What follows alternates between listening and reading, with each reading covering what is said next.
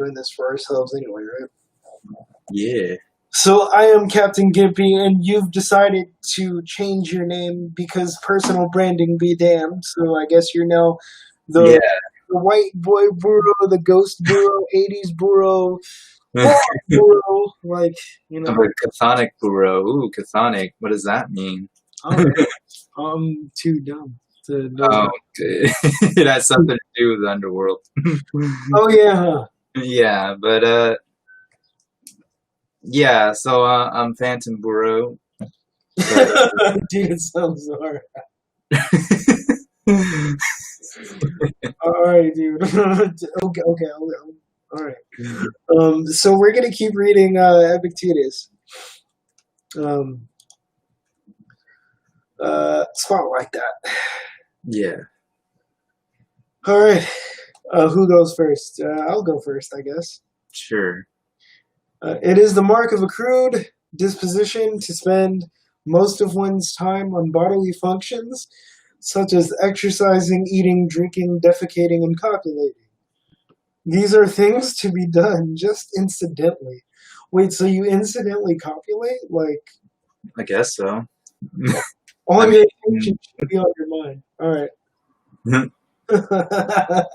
If I would have known I was supposed to be incidentally copulating, I wouldn't be trying to build relationships. I'm just kidding, guys. yeah. But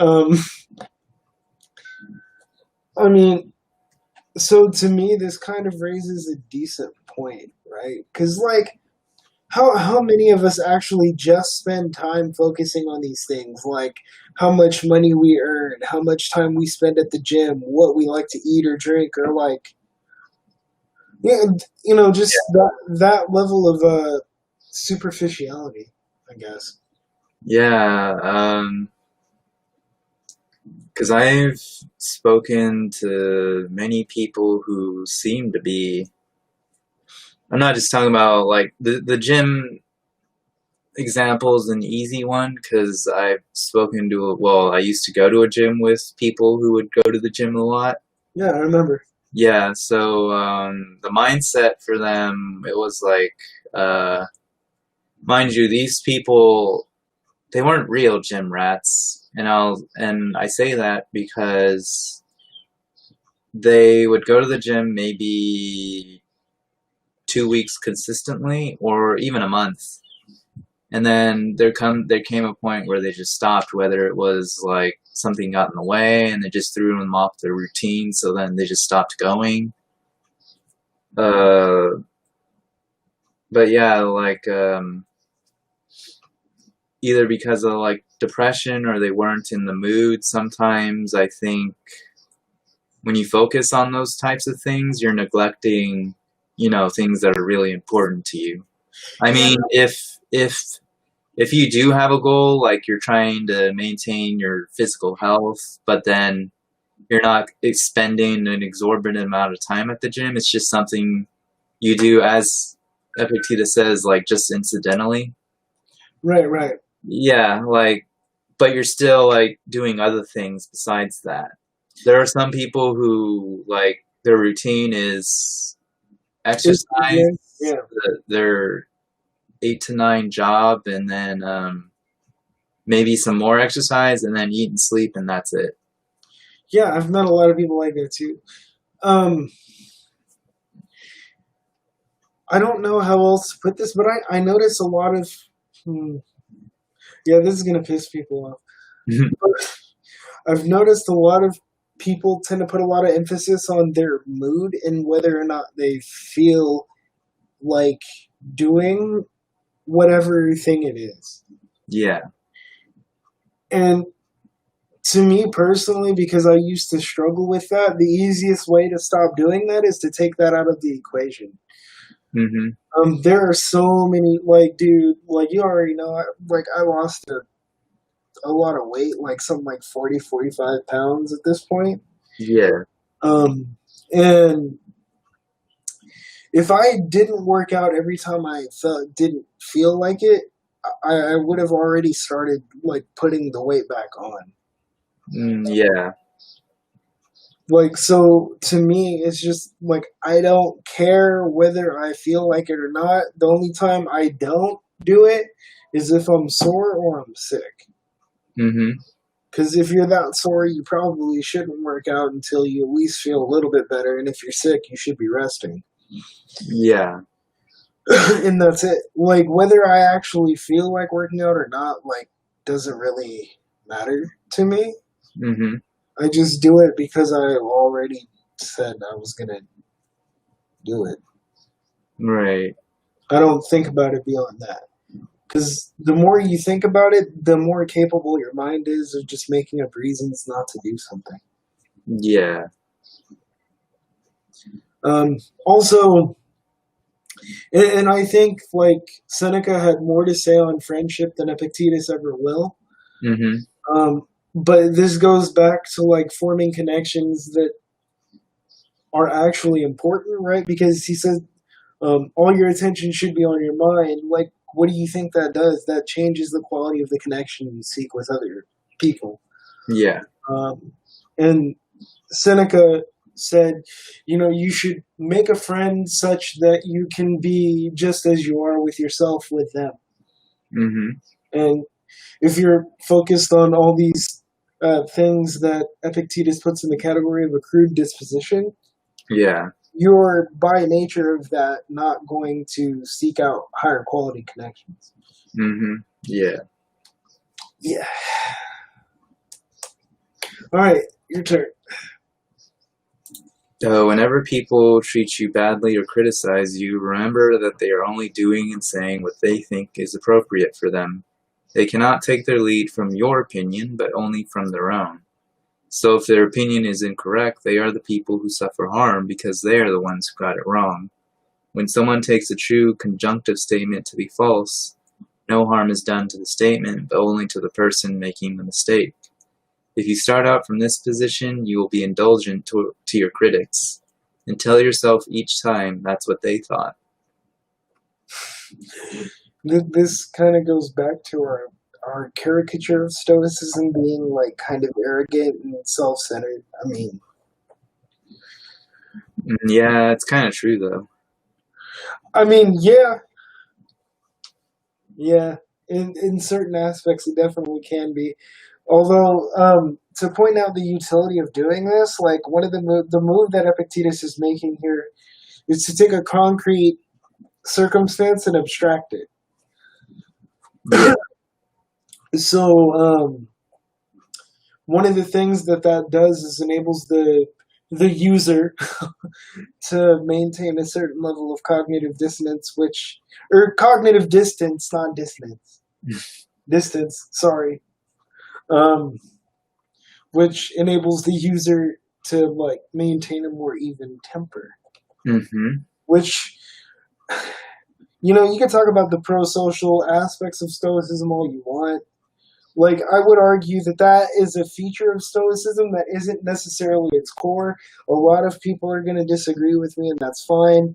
But a lot of emphasis is put on the self, your behavior, your thoughts, sometimes in certain instances at the expense of what the rest of Stoicism teaches as pro-social behavior. Yeah. Um, do I still find it useful even knowing that? Yeah. So, whatever.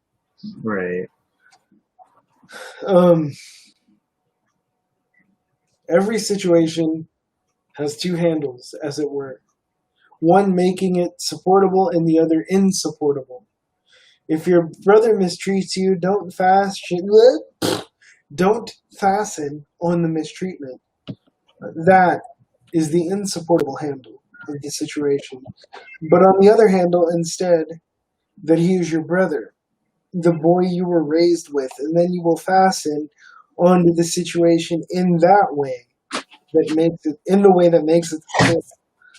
Um, so the way I look at this, I don't know. Do you have anything you want to say about this one first?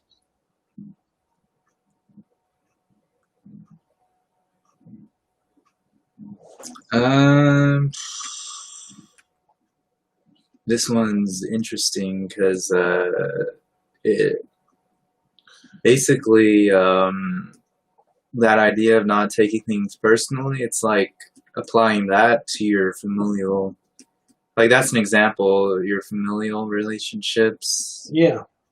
Like even those Epictetuses have different ways of looking at it. Because sometimes I feel that with familial relationships, we can tend to treat them as black and white. Yeah, But yeah. then, depending on how you were raised, how your family treated you, and all that, it might be different. Yeah. Yeah. So it's complex. It's funny because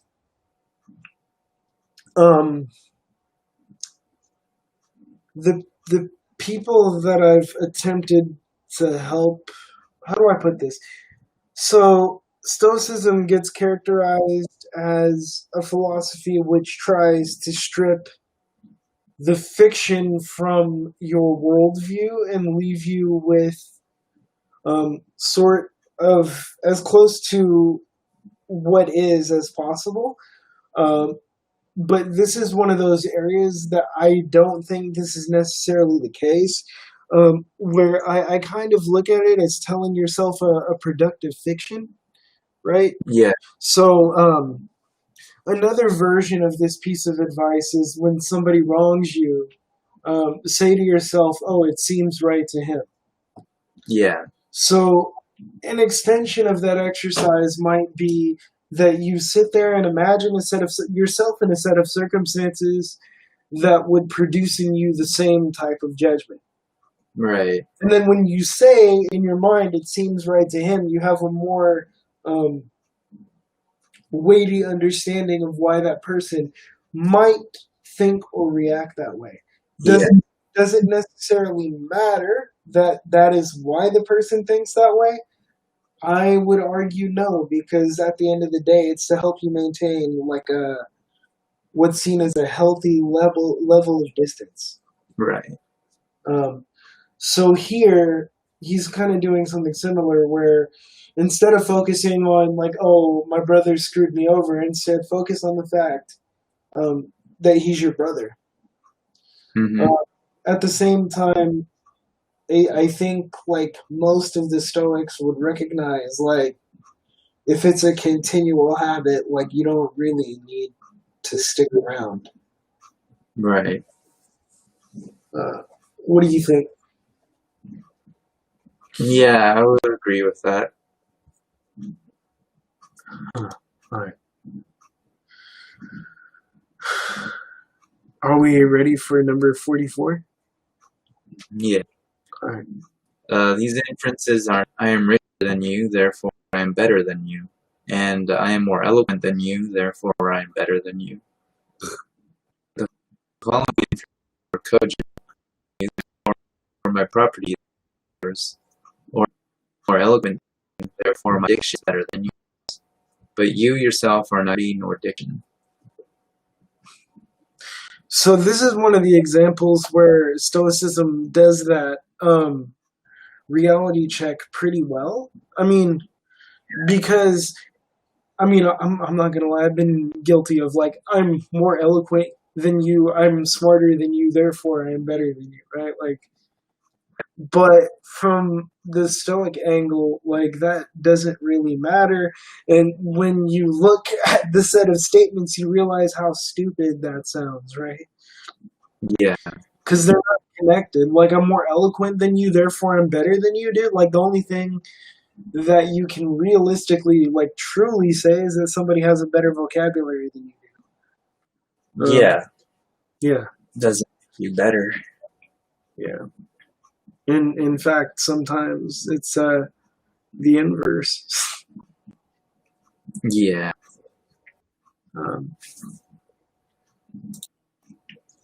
Let me see. 45.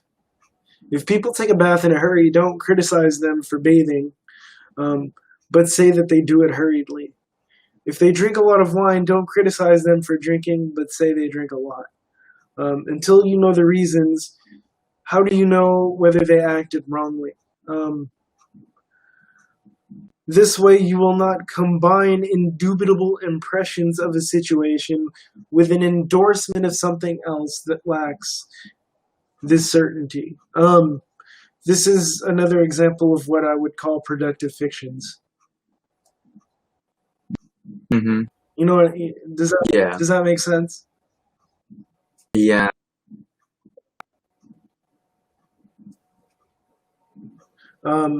Would you look at it differently, or would you add anything?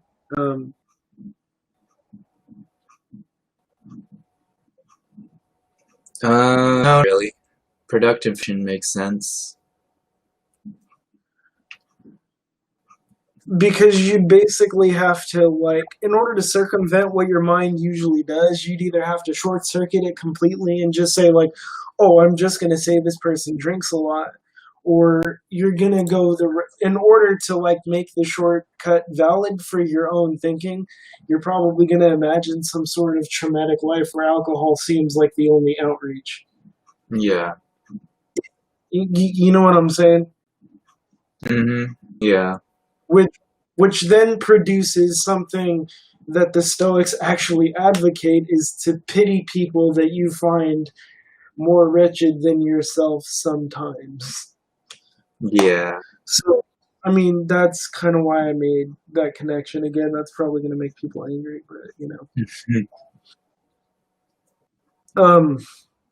If I'm being honest, like, sometimes Stoicism can seem really arrogant. Yeah. I definitely have encountered that. Hadot paints a more charitable picture. Yeah. Um, Don't ever describe yourself as a philosopher or talk much among ordinary people about your philosophical principles. Simply do what the principles predict. At a dinner party, for instance, don't discuss table manners, just eat nicely. Keep in mind that Socrates was so unostentatious, people came to him and they wanted him to philosophers, and he took them along. So little did he turns to a philosophical point he stayed mainly in, since there's a grace that you will ultimately or immediately spew out what you haven't fully absorbed. When you're taken for ignorant and you don't react, then believe me, you have made a real start on the philosophical enterprise. Sheep don't show how much they have eaten by bringing their fodder to the shepherds. They digest it inside their bodies, and on the outside produce wool and milk. Don't then, in your case, show off your philosophical principles to ordinary people, but show the actions that come from them once the principles have been absorbed. Yeah, this is a real case of applying your principles and not just talking about them. yeah. Basically, people see the results of your application, but not, talking to them about it is just, to them, it just seems like you're just a talkative windbag or something. Yeah. Yeah. Which is a contrast to, like, some people I've encountered who, some people who, are philosophy majors, and then sometimes that's all they talk about.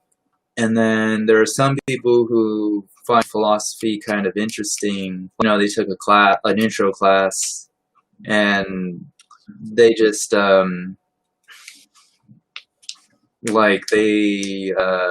find it intriguing or something like that. Recently, one of my coworkers, because I was talking to another coworker about, I think it was like Nietzsche or something, and then this other coworker, who he got his bachelor's in like business, I think, and then he was like, "Oh shit, you guys know philosophy?" I was like, "Yeah, I know a little bit."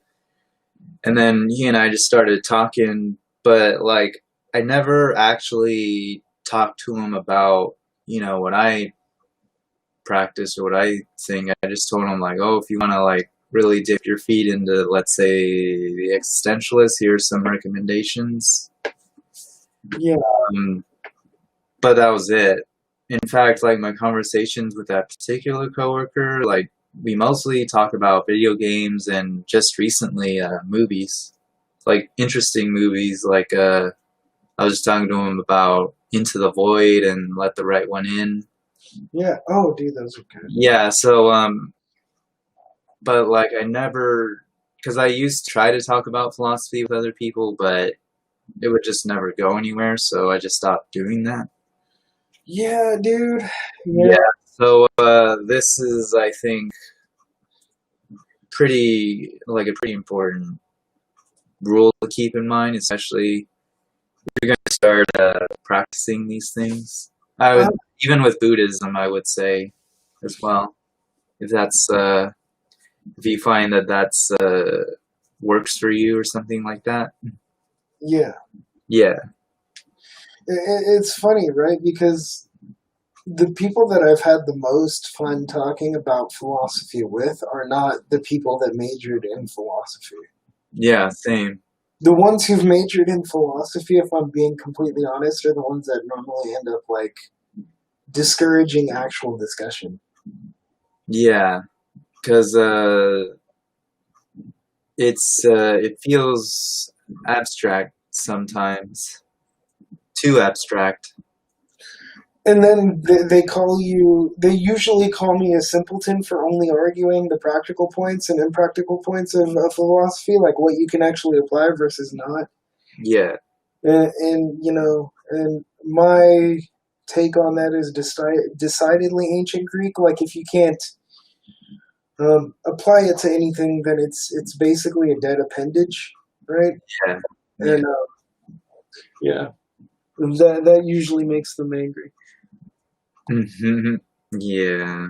pretty quickly, and that's really all I have to say, and then it's over. Yep. It's pretty funny. Uh, when you have accustomed your body to a frugal regime, don't put on airs about it. If you only drink water, don't broadcast that fact all the time. And if you ever want to go in for endurance training, do it for yourself and not for the world to see. Don't be seen outside embracing statues. Um, if you are thirsty, you can suck cold water and spit it out without telling anyone. So, basically, this is like a reworking of this very similar idea, like don't worship false idols, right? Um, Yeah. if you're gonna do something, do it for real and not because it makes you look good. Yeah, to others. Yeah.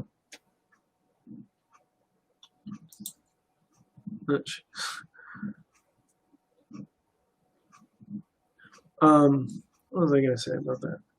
It's funny, right? Because while I have been saying the last couple passages that Stoicism can seem arrogant or that it makes use of what I would call productive fictions, Hmm. it doesn't mean that I don't think they're useful. I'm just pointing out that, like, I get why people have a certain portrait of Stoicism as a philosophy, um, both now and way back in the past. Yeah. And I get why it's so easily misappropriated or misattributed.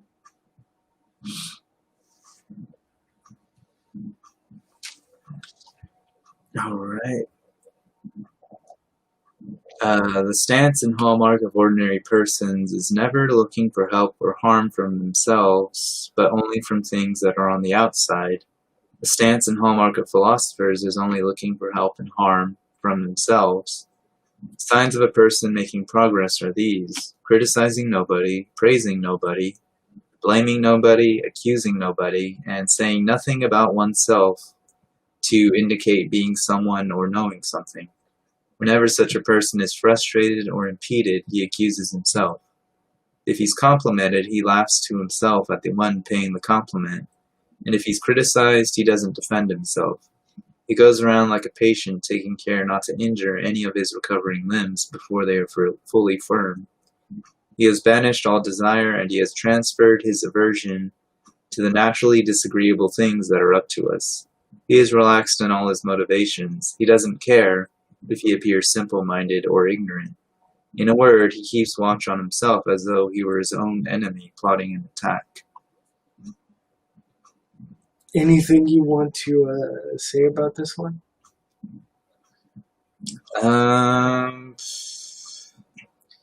It's very useful psychologically to not blame anybody or even blame yourself about things.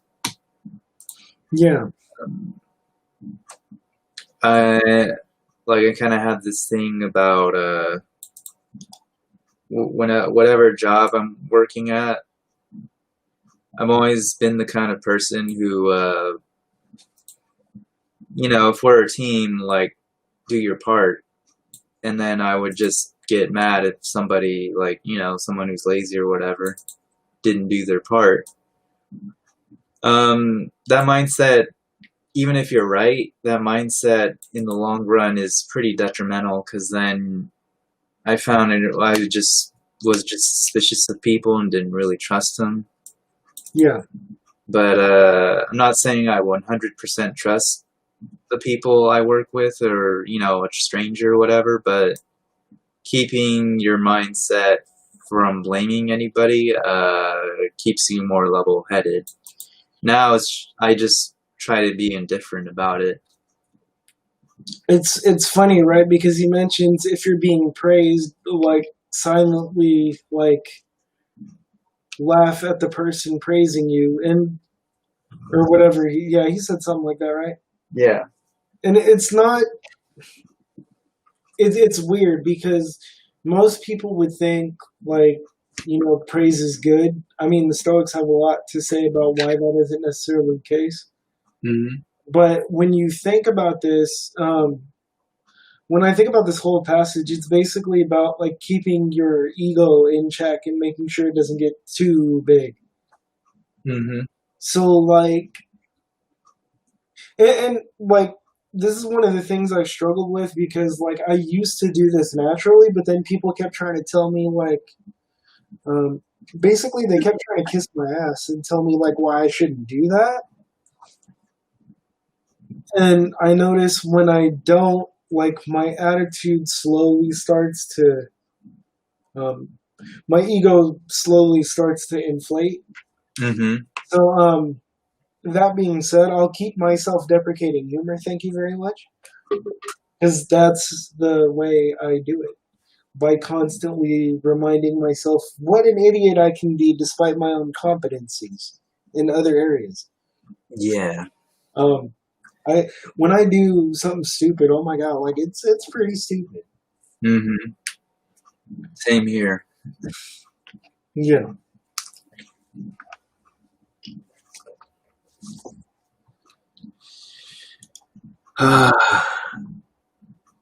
Whenever people take pride in their ability to understand and explain... Didn't you just read?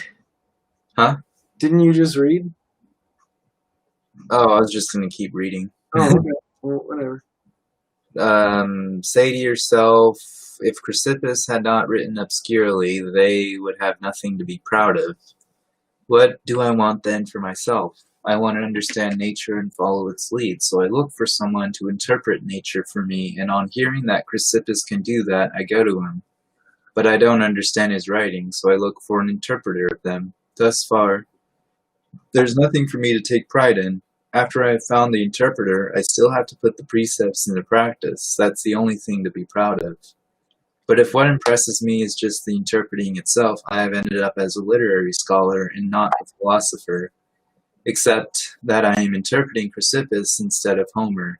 Rather than showing pride, therefore, when I am asked to expound Chrysippus, I blush at my inability to exhibit the sort of actions that would match his statements. Shit. I'm trying to highlight for myself, but,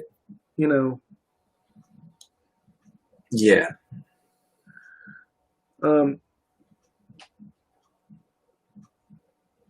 It's funny, right? Because this is one of the reasons I personally don't really like academic philosophy, Yeah. the way that it's tilted. Um, it's pretty much because of this. Like, the Greeks had a very clear idea of what made a philosopher. Like, I mean, okay, so Epictetus will bag on Epicurus Yeah. for the things that he thinks, but it's weird because there are passages where he acknowledges that, like, Epicurus is doing like, literally doing what he thinks is correct. Yeah. And for that, like, I see a certain level of respect, Yeah. Yeah. even though they sling some shit at each other sometimes, and it's hilarious. Mm-hmm. You know, the two schools in general. Yeah. Um, it's funny because, like, most of the time we spent in philosophy classes was literally just interpreting obscure bullshit. Yeah. Like from Descartes and John Locke and all that. Yeah, John Locke. Let's be stupid. So there was Berkeley, Yeah. Hobbes. Locke, Hobbes, If you want to throw in Plato, there's a bunch of interpreters around that. Thomas Paine, Yeah. Paine. Aristotle, Yeah. Aristotle. Nietzsche. Nietzsche, Hegel, Schopenhauer. Who else is well known? I forgot. And then we learned, like, Zhuangzi, Lao Yeah, Tzu. Lao Tzu, Confucius. Yeah. If you want to throw in like The various broad forms of Buddhist philosophy. yeah,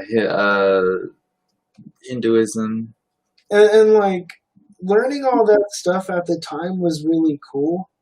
Mm-hmm. But, I mean, you weren't graded on how well you understood the application of what you were learning. Yeah. It was how well you could regurgitate it accurately while making it seem kind of novel, Mm-hmm. or Yeah. sufficiently insightful. And like, that always sort of bothered me. Like, I remember talking about that a lot as we were taking those classes. Yeah. I don't know. So, like, that's kind of why I gave up. Like, people tell me I should go back to school for philosophy, and letting you know right now, I refuse. Yeah, it's not happening. For that reason, because I don't want to be like a trumped up literary scholar who thinks that my discipline is more important than literature just because of the nature of the things that I learned to interpret. Right. I didn't like who I was as a philosophy major. Yeah, not at all. Some people do well. Some people get super arrogant from bachelor's all the way through PhD, and some of those people have had students disprove their thesis in class. Yeah. If you're one of those people who managed to complete a graduate or postgraduate program in philosophy and still maintain a certain level of groundedness and humility, congratulations. I could not do it, so I just stopped. Yeah. In all your projects, keep to them as laws that it would be totally wrong to transgress. and as to anything people may say about you, ignore it because it doesn't belong to you. This is an important one. Epictetus mentioned before in different places, both in this and in the discourses, that when you decide on a course of action, you're supposed to think about all that it means, all the training, preparation, and execution that goes into it. And then once you've done that and you've decided on it, that's what you're doing. Yeah. And if I'm being honest, we could use a little more of that in this world. Oh, yeah. Yeah. Oh, look, it's for you to read. Yeah.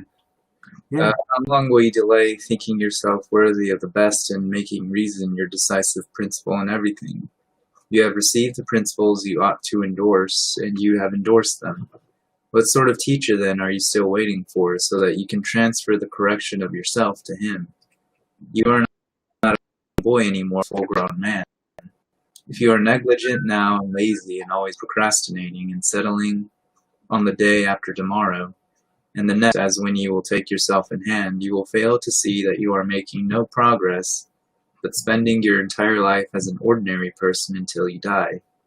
Right now, then, think yourself worthy to live as a grown-up making progress, and take your view of the best to be the rule that you never transgress. And whatever you encounter that is painful or pleasant or popular or unpopular, keep in mind that now is the contest, and here right now are the Olympic Games, and that postponement is no longer an option, and that your progress is saved or ruined by a single day and a single action. That's how Socrates perfected himself, by attending to nothing except reason in everything he encountered. You yourself, too, even though you are not yet Socrates, ought to live as someone who wants to be a Socrates. This is just basically goes back to what I was saying before. It's funny because like this is a productive framework that modern Stoics like Bill Irvine have picked up on, right? Like framing it as if it were like someone is challenging you to a contest of your character. Yeah. Right? Like you'll be scored on how well you perform. Mm-hmm.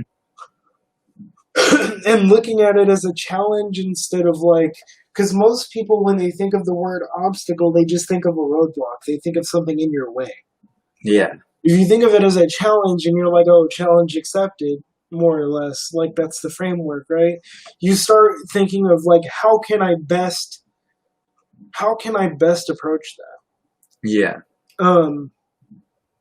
And this actually has a weird parallel to language use and disability, right? Which I didn't expect to come out. But so when it comes to like autism, Yeah.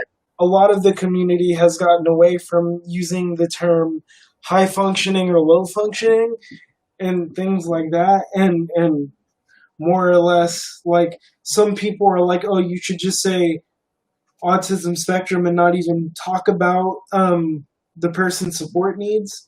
Yeah. But I kind of wanted to point out the difference between saying high functioning or low functioning autism versus like autism with high support needs, low support needs, or moderate support needs. Because when you phrase it that way, you're doing something that's pretty similar to invoking the challenge framework.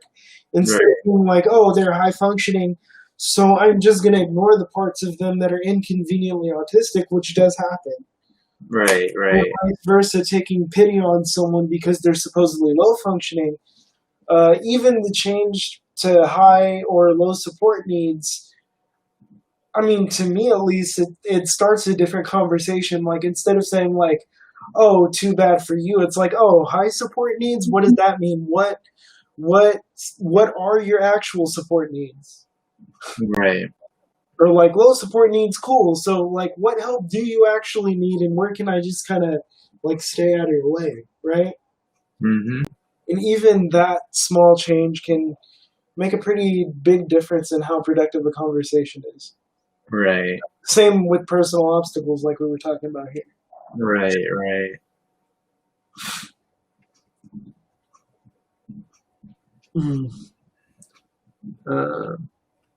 Okay. The first and most necessary area of philosophy is the application of principles, such as not to lie. The second area treats their proofs, such as the grounds for the principle that one should not lie. Third comes the field that confirms and analyzes the proofs, such as investigating what makes this a proof.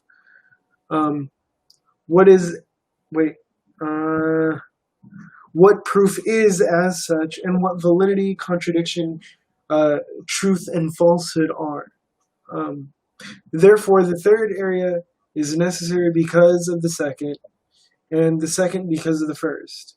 Um, but it is the first that is most necessary, and the one where we ought to stay. In fact, though, we do the opposite. We spend our time in the third area, concentrating all our enthusiasm on it and neglecting the first one completely.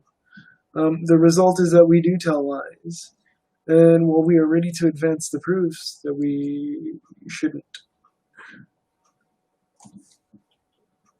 Anything you want to say about that one?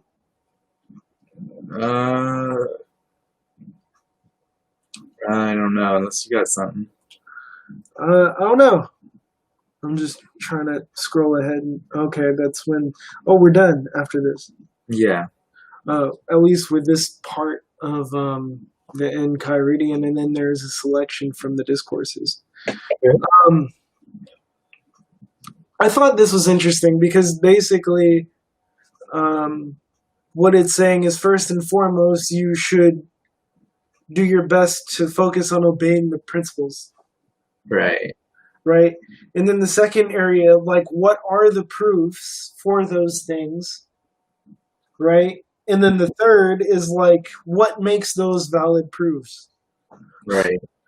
So, I mean, basically, this goes back to my issue with an academic study of philosophy being inverted.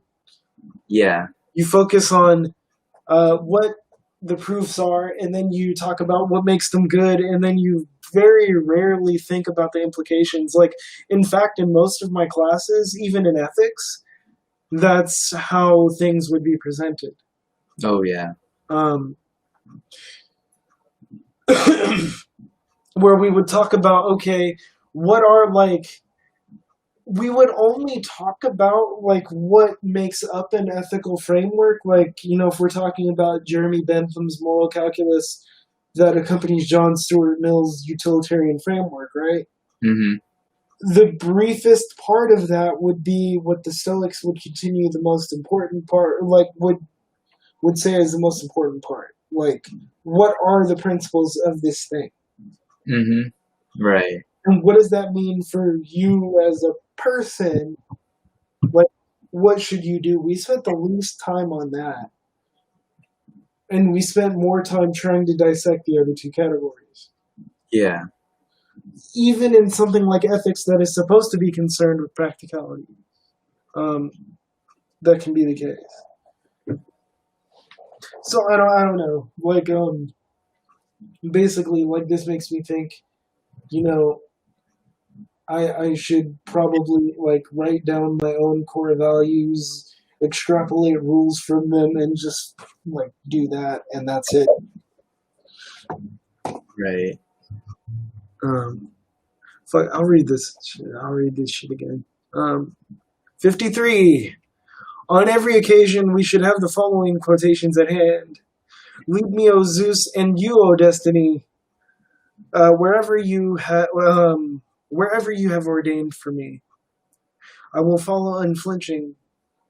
But if, grown bad, I should refuse, I will follow nonetheless. Whosoever complies nobly with necessity, we count as wise in knowing the divine. Well, Credo, if it, my death, is pleasing to the gods, so be it. Anytus and Melitus, Socrates' Athenian prosecutors can kill me, but they cannot harm me. So there's two angles to this. Well, there's a couple things to take away, but, like, do you want to talk about them?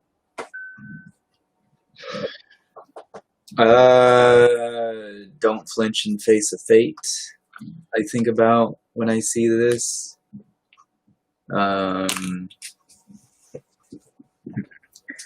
It's kind of strange because this is about how to be free, but whenever, you know, nowadays when we think about concepts like destiny and fate, there's a baggage of, like, oh, that's not really, like, I don't have any free choice. But Stoicism's all about that freedom of choice. You just have to figure it out. Yeah, so it says, lead me, basically, Zeus, destiny, take me wherever you want. I'll follow unflinching, and even if I refuse, I'll follow anyway. Right. So here, like, I feel like Stoicism is putting more emphasis on your action rather than your internal state, Yeah. which makes sense because, I mean, this is a philosophy of progress and not like perfection, right? So Mhm. even if you're like, but I really want to steal that video game, like, oh, don't steal it because you're not supposed to steal. Like, it doesn't matter if you want to or Right. don't. Like, what matters is that you don't act on the impulse. Hmm. Um, Modern day, certain religions have taken that to a very weird extreme. Yeah. Um, to the point where certain religions have said, "Oh, we don't mind homosexuality. We just mind the expression of homosexuality," which I think is an illogical position to take, to say the Yeah. least. If you're gonna do that, then that's tantamount to condemning people for sexual orientation, which I don't believe is the right thing to do Yeah. in any circumstance. Well, except for those who argue that a certain something is an orientation, I disagree, but yeah. Yeah. I'm not going to mention it on stream because that would pretty much get me banned. Hmm. But but I mean, like, so we all have undesirable urges, right?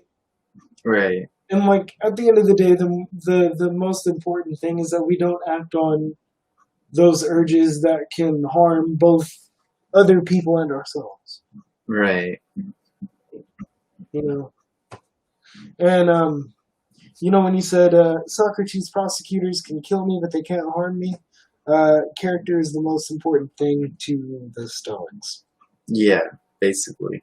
And I think that like a little bit of that can and should rub off on modern society.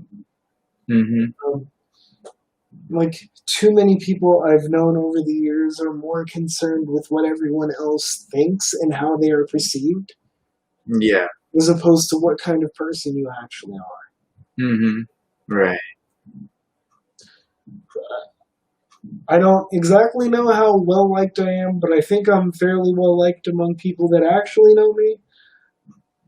I know I'm disliked by people who don't actually know me, but like Yeah. they don't know me, so then I end up not caring. Uh, yeah.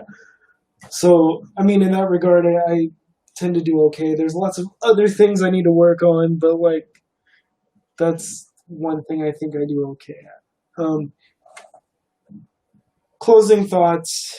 Choosing to live a conscientious way of life is extremely difficult. It's not easy, and I am not going to go so far as to say it's not for everyone. It is for everyone in the most literal sense possible. It's just not, you're not necessarily going to like it Yeah. in the beginning. And like, I think we need to get away of like, oh, this thing makes me feel happy, therefore that's what I'm going to do. Like, the feeling of happiness, in my experience, is a temporary emotional state that doesn't last. And like, I guess fulfillment is a better word because you can, like, let's take the. I mean, okay, so when my siblings were little and like I was doing a bunch of things that people thought I shouldn't have to do. Yeah.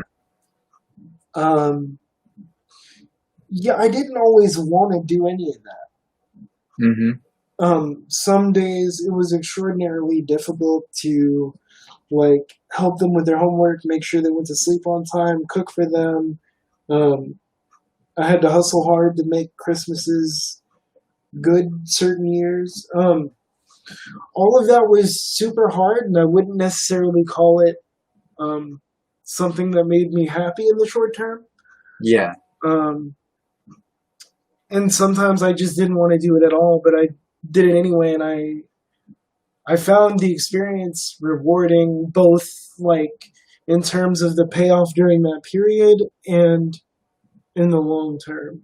Um, Although at the time it was extremely unpleasant, like Yeah. Unpleasant, undesirable. yeah, Yeah. it was difficult, dudes. So I mean, the next time you think, oh, this isn't for me, or like it isn't for everyone, because I see that in a lot of articles on basically any like philosophical way of life, Buddhism or whatever included. Look at psychology articles too, you know, trying to get people out of that depression or whatever, moods. Um, yeah, I don't know. There's just a lot of BS around. Um, the way my personal leaning is sort of utilitarian in that, like, not in the John Stuart Mill sense, but in that, like, what I'm most concerned with is the results rather than. I don't really care how people get where they got. Yeah, Like, if you've gotten to a point where you can manage your anxiety, depression, or whatever, yeah, um, as long as you've done it in a healthy way that's not harmful to yourself and others, I don't really care what mental trickery you use. This is just one of many forms of mental trickery you can use to better deal with emotions. yeah, Um, what I've mostly noticed looking at different approaches is they make a big deal about what process is more effective, but realistically, it doesn't matter. It just depends on what you're going to stick with. yeah, exactly. Especially as you get older, I Yeah, found, I don't know if it's age or mind, like the fact my mindset has changed, or because, you know, we go through metabolic changes as we age, yeah, which I feel does affect. I haven't really read much scientific articles on how age changes your brain or anything like that. Just I can only say speak from my internal experience. yeah, yeah, Yeah, so I feel as though as you get older, things that seemed novel to you when you were in your 20s or when you were a teenager, they don't really have much hold on you, at least for me. yeah, The things that you really enjoyed as when you were a kid, or the things that really spoke to you, those are still around. It's just you have to dig them up, or you have to find a way to reactivate them, quote unquote, if that makes sense. yeah. I agree. Yeah, like with video games, for example. I played a lot of those as a kid, as did you. Yeah, Yeah, and I found that well, because of the 3DS I have, I found that in the way that people meditate in the morning or exercise in the morning to get their day going, I found that playing like because I like to play Zelda, so I was playing that a lot. Um, I found that it does the same thing for me, which is odd because I never expected it to. I kind of always, when I was growing up, viewed video games the way everyone else who viewed them, like, you know, my parents or people of the older generation, like, oh, it's something you waste your time with or something for children. Like, I had that unspoken assumption for a very, very long time. And now that, I don't know if it's because I'm older or my mindset's changed, but now it's just, for me, it's a way to balance my mood out and get on with my day. yeah, Yeah, so like I said, it's strange because it kind of goes up against the face of things like meditation and all that stuff, which they're not useless. It's just I think people make too big a deal about that stuff, that it's supposed to like make them more productive or more, you know, more balanced. I'm gonna say something pretty unpopular to people that um, have meditated and say that it doesn't work. Oh yeah. Um, you didn't put enough effort into it. Mhm. You know what I mean? Yeah. Like, I mean, and that's really unpopular to say because you have a lot of people out there saying like, I can supercharge your meditation practice using my super secret ninjutsu technique and all this weirdness, right? Yeah. But realistically, doing something 5 minutes a day, despite all the metaphors about being a drop in the bucket, eventually forming an ocean or whatever, um, it's not going to do it. Um, like, one, meditation is not just sitting on your ass and staring at a wall. Yeah. Meditation is not just sitting there with your eyes closed, like watching your breath. It's not just uh, the way you feel when you're running or on a brisk walk. It's not just the way you feel when you're reading or whatever. It's all of those things. Uh, Yeah.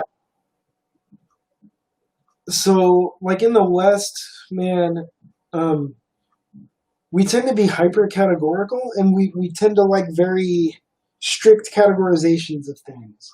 Oh yeah, like with the meditation example, like, oh, this is meditating. Oh, this is me playing a game. Oh, this is me learning how to use an instrument. Yeah, so But in reality, if this is what I took away from when I was like really practicing Zazen, is like there are no such things as those categories. Like only your brain makes that up. yeah, and to the extent that you believe in the existence of those strict categories, that's going to dictate the way you think about other things. I mean, Oh yeah, it's very very subtle, but it determines how you think in the long run. because okay, so here's a weird example, right? So there's two things that induce like a sort of meditative state that I do fairly regularly now. One Hmm. is playing Street Fighter Alpha 2, um, Yeah. which I used to be good at, so it kind of makes sense that like Yeah. Yeah. Yeah. that's how I feel playing it, right? um, the other one is actually playing a game that I'm horrible at. I'm horrible at Tetris, Hmm.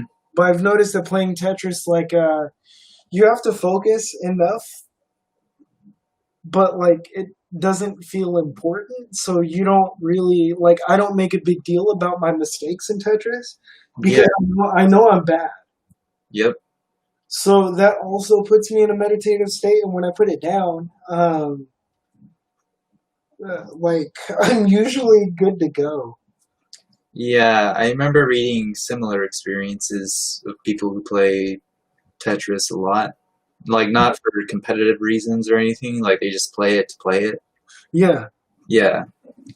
I mean that's one of the reasons. For example, I didn't want to give my brother my PSP because, like, a I know he's probably going to want to play with me sometimes, Hmm. and b like that's what I play Tetris on. So I was like, I don't really feel like finding another Tetris variant that I like playing. Yeah, there's I'm gonna switch topics a little bit, but it's still about video games. There has been an idea I've been thinking about with, all this philosophy we're talking about in video Yeah, games. Um, I have a feeling there's people who practice Stoicism, especially those people who are the Ryan Holiday followers, where there's more emphasis on the business and entrepreneurship and self-determination and all that. yeah, yeah, yeah. Yeah, I don't see a lot of it for people who are gamers. I don't know if that's because there might still be a stigma in that community towards video games, because I've encountered it um, for example, in Donald Robertson's book, How to Think Like a Roman Emperor, he does make a slight there. I sense there was a slight stigma because he mentioned video games as kind of like a time waster, Yeah, but I don't know. It just felt it kind of irked me the wrong way. I mean, I I mean, get where it's coming from because there are plenty of things about video games and addiction and all that, but it's to me it's an indifferent thing like anything else.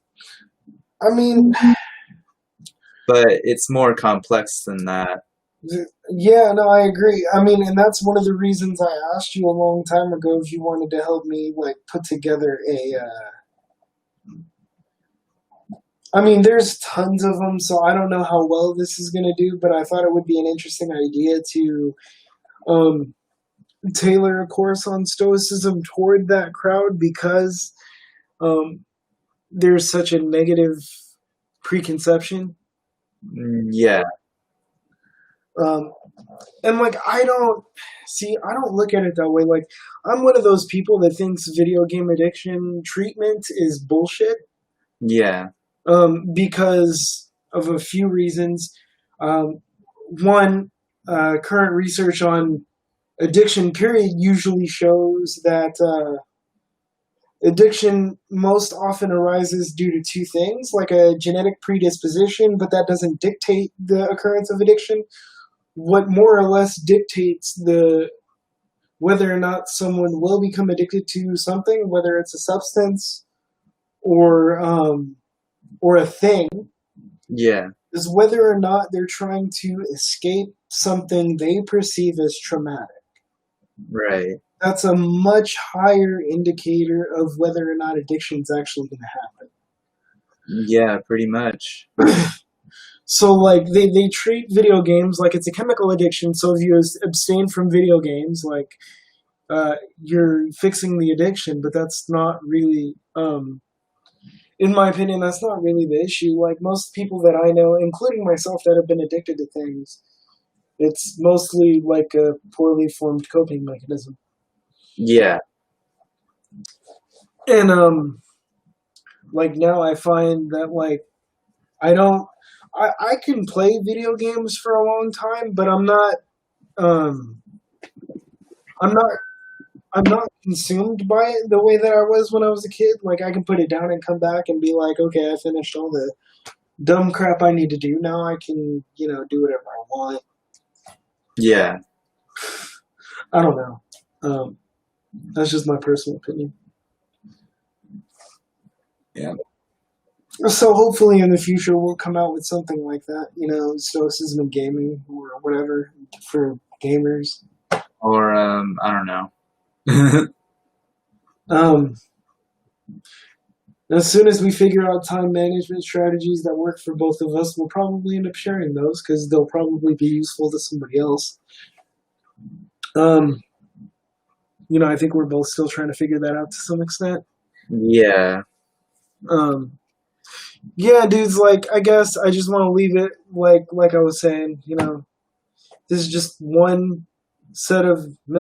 I'm still thinking about it. Okay. So we'll probably do that. Are we gonna do the selections from the discourses in this book, or I don't know. I kind of assumed we were. I was wondering if you still want to. Do you want to? Because I can go either way. See, it doesn't really matter to me. Well, then I guess we're doing it then. All right. All right, dudes. We're gonna get out of here, Yeah.